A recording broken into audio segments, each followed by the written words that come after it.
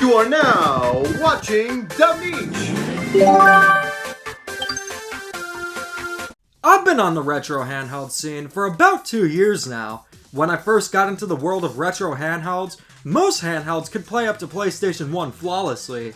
That's what I consider the standard of any retro handheld to be. But within the span of 2 years, how much can really change? How much will the technology improve? The most popular handheld this year is hands down the Retroid Pocket 5. Everyone has been talking about this handheld, and I wanted to see what all the hype was about. I got mine on AliExpress, as they have it for a great deal. In this episode of Gator Garage, I'll be reviewing the Retroid Pocket 5. As always, we'll be looking at the categories of design and build quality, user interface, games you can play, features, and future-proofing. Each category will get a rating from 1 to 5 stars. So the question is the Retroid Pocket 5 worth all the hype?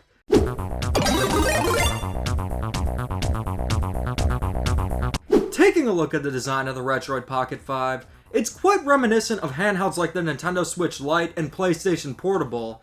The design itself is super sleek and looks really nice. The Retroid Pocket 5 has quite a few color options, but let's be real, the factually best color is this amazing GameCube themed one. You guys know how much I love the GameCube, so when I saw the GameCube themed Retroid Pocket 5, I had to get it. And I gotta say, it does a phenomenal job capturing that nostalgic aesthetic of the GameCube. The build quality itself is not just good, it's ridiculously good. The Retroid Pocket 5 has a perfect weight to it and it feels premium. With some retro handhelds, the build quality feels a bit cheaper, which makes sense considering these handhelds are very affordable. But with the Retroid Pocket 5, it feels even more premium than something like a Nintendo Switch Lite. The analog sticks are not your typical Joy-Con style ones. These analog sticks have a different design, giving them a better range of movement, and they're also Hall effect, so no drift. The buttons also feel really nice and have a nice click. Not too loud, but satisfying. The ZL and ZR triggers are also analog, which is going to be very beneficial playing classic GameCube games. But the real highlight is the beautiful AMOLED screen. This is the best screen I've ever seen on a retro handheld. The colors are vivid and really pop, and the clarity you're getting is out of this world. Considering the Retroid Pocket 5 is less than $300, having a 1080p AMOLED screen makes the Retroid Pocket 5 an even better value, and it sets it apart from most retro handhelds. Battery life is also pretty good. If you're playing classic games like NES and SNES games, expect around 4 to 7 hours of battery life, but if you're playing something more demanding like GameCube, you can expect around 3 to 4. You may have noticed that there are these really cool LED rings around the analog sticks. What you can do is customize them to have any color of your liking.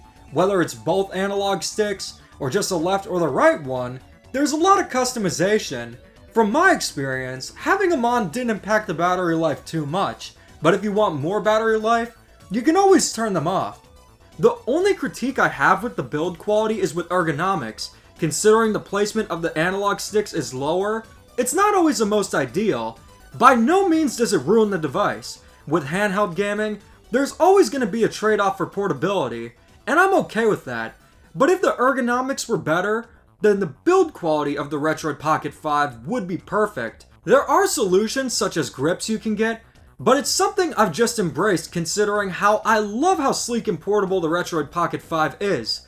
In terms of design and build quality, the Retroid Pocket 5 gets a 4.5 out of 5 stars.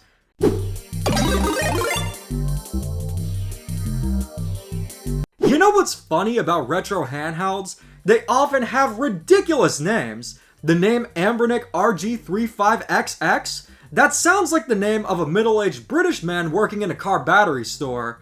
But Retroid easily has the best name. It's catchy, it sounds cool, and it means something. Retro Android. The Retroid Pocket 5 runs Android 13, very similar to a smartphone, and considering how versatile Android is, Retroid has their own custom launcher.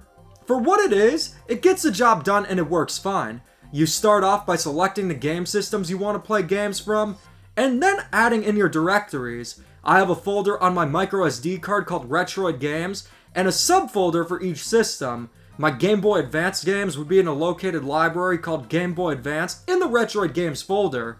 The setup is simple. Once you've done that, you'll actually get box art and summaries for your games. Now the thing is, when the box art is obtained, it's great. But a lot of the games weren't able to fetch the box art info, leaving my game library to consist of an assortment of games with box art and games without. I could be wrong, but there doesn't seem to be a way to use different themes in the official Retroid launcher. The theme we have is good, but I would have liked more options. The good news is that if you don't like the Retroid launcher, you can get an alternative one such as Daisho, which actually supports even more systems. I'm still content with the default user interface, but there are options for those looking for a bit more.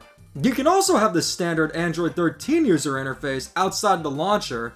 It's just like an Android smartphone, so what you see is exactly what you're getting. In terms of the user interface, there are options to change it, but for Retroid's default user interface, it gets a 4 out of 5 stars.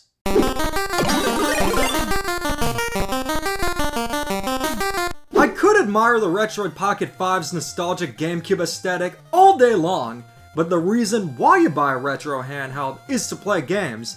The Retroid Pocket 5 is a very capable handheld, but just how capable, you may ask? The standard for any retro handheld in the year 2025 is being able to play anything up to PlayStation 1 flawlessly, and I'm happy to say that the Retroid Pocket 5 will play all your favorite classic games pretty much flawlessly. When playing retro games on the Retroid Pocket 5, they perform great with no drops in performance. Rightfully so, and to be expected considering these games are ancient at this point. Classic games really pop. With the pure blacks and whites you get with an OLED screen, the pixel art of games like Super Mario World really stand out, and they look incredible. But considering the Retroid Pocket 5 is a premium retro handheld, being able to play classic games is to be expected.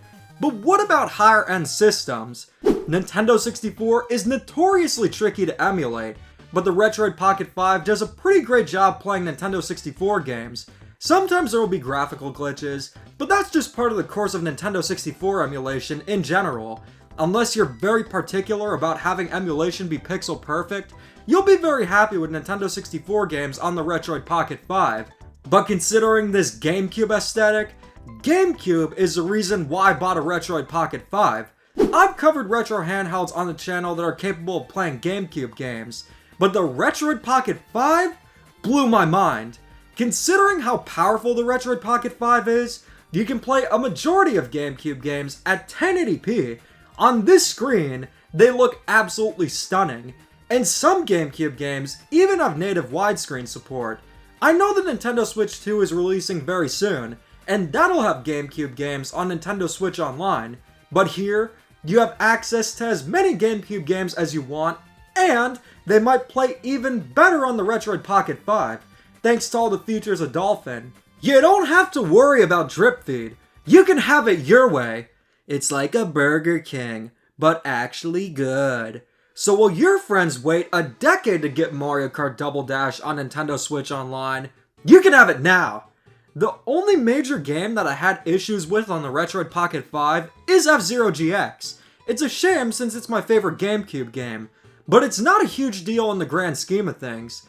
You might be wondering, if GameCube runs this well, could that mean Wii games are playable? We're at a point where near flawless GameCube performance is to be expected from a handheld like this, but for Wii, I'm not expecting much. But oh my goodness, this is the first retro handheld I've ever used that plays Wii games near perfectly. And most games will still play great at 1080p. If you encounter issues, you can always lower the resolution to 720p, and considering the size of the screen, it's not a major difference and increases performance. But wow! Since Wii games have different control schemes, I'd recommend using Palacio Gamer's config for Dolphin on the Retroid Pocket 5. It creates profiles to remap buttons based on your controller. Things such as sideways Wii Remote, classic controller, pretty much everything is covered. You can even take advantage of using Revolution patches. I was able to play Super Mario Galaxy 1 and 2 using button controls, thanks to a Revolution patch. I will say that just by nature, not all Wii games will be ideal. Something like Wii Sports just isn't the same with button controls. But the fact Wii games play so well here is nothing short of incredible. And it's the system seller for me.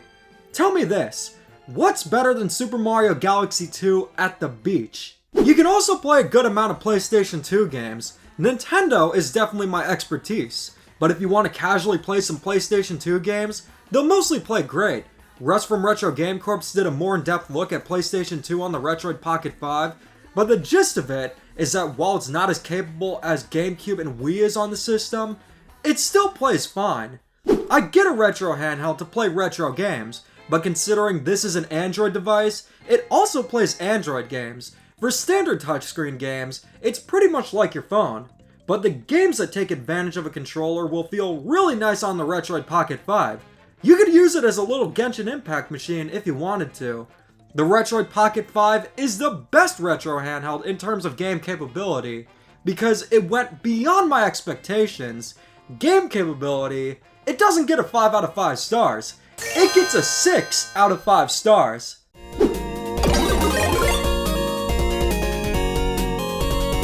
The Retroid Pocket 5 at its core is an Android device, which means that it has a lot of the same features as an Android smartphone.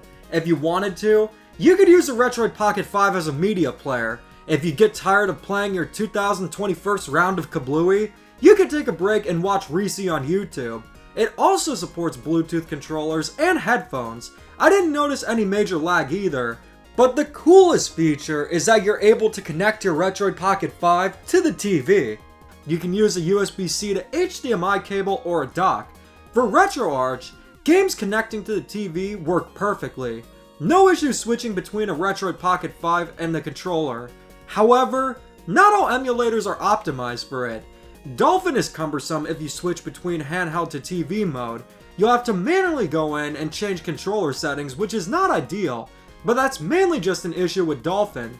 The only issue is that there isn't a dedicated HDMI port, which means no charging and connecting to the TV at the same time unless you have a docking station. But if this was a design choice to make the Retroid Pocket 5 thinner, it was worth the trade-off. The Retroid Pocket 5 has some excellent features. You're primarily going to use it to play retro games, but it has some nice features thanks to it being an Android device. In terms of features, the Retroid Pocket 5 gets a 4.5 out of 5 stars.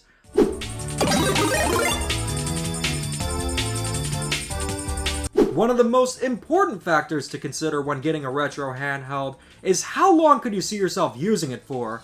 Are you looking for a short-term device, or do you want something that'll last for years? In the past 2 years, I've seen retro handhelds become more capable.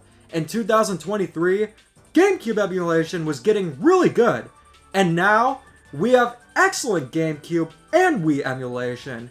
If you're fine going up to Wii, the Retroid Pocket 5 will have you set for years to come.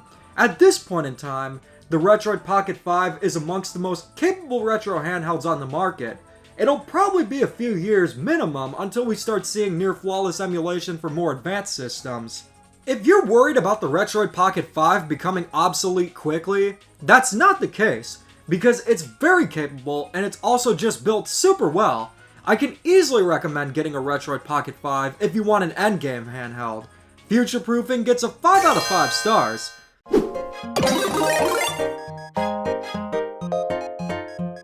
So far we've established the Retroid Pocket 5 has a beautiful AMOLED screen and some excellent build quality. It's capable of playing a ton of games and has some nice features. My only gripes with it really come down to the less than stellar ergonomics, the analog stick placement, and the user interface being a bit bare bones. So what's the verdict? The Retroid Pocket 5 got 4 out of 5 stars for user interface, 4.5 out of 5 stars for build quality and features, 5 out of 5 stars for future proofing, and a whopping 6 out of 5 stars for game capability, giving it the overall score of 4.8 out of 5 stars.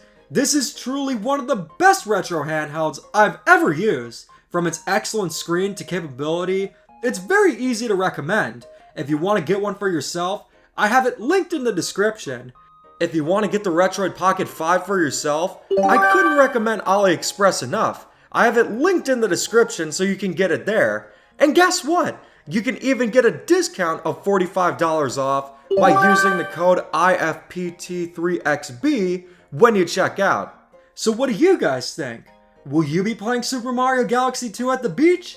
Let me know in the comments and keep calm and da-da on.